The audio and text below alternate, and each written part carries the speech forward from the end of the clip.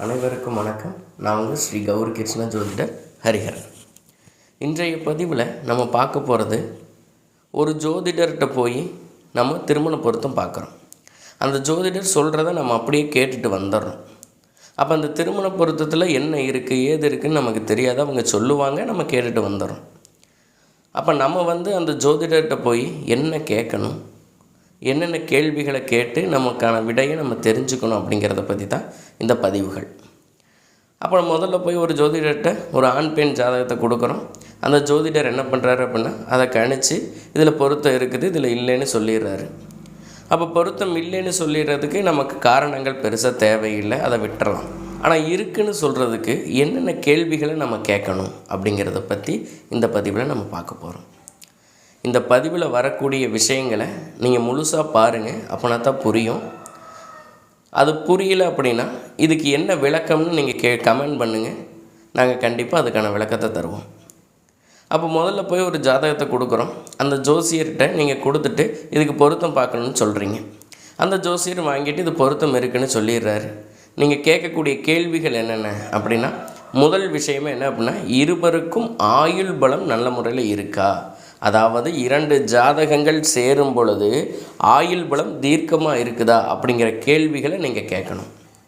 அடுத்து, இந்த 2 ஜாதகங்கள் சேர்றனால இரு குடும்பத்தாருக்கும் என்னென்ன விளைவுகளை ஏற்படுத்தும், ஏதாச்சும் பாதிப்பு சிக்கல்களை ஏற்படுத்துமா அப்படிங்கிறத நீங்கள் கேட்டுக்கணும். முதல் விஷயம் 10 பொருத்தங்களை சொல்கிறாங்க.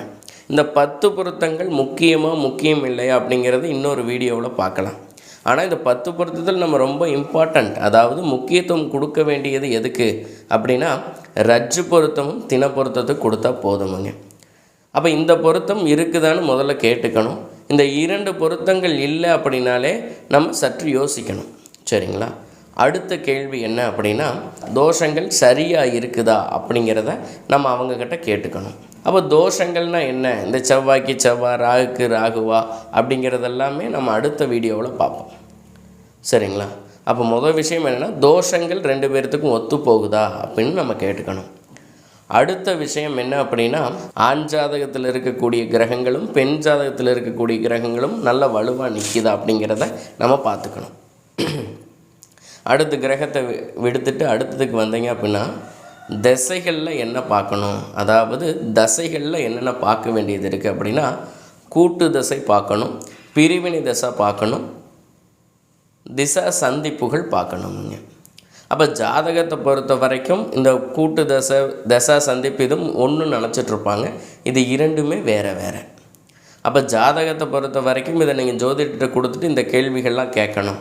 அடிஷ்னலாக என்னென்ன கேள்விகளை கேட்கணும் அப்படின்னா, இந்த ஜாதகங்களுக்கு மேக்னெட்டிக் ஃபோர்ஸ், காந்த ஈர்ப்புத்தன்மை சரியாக இருக்குதான்னு கேட்கணும்.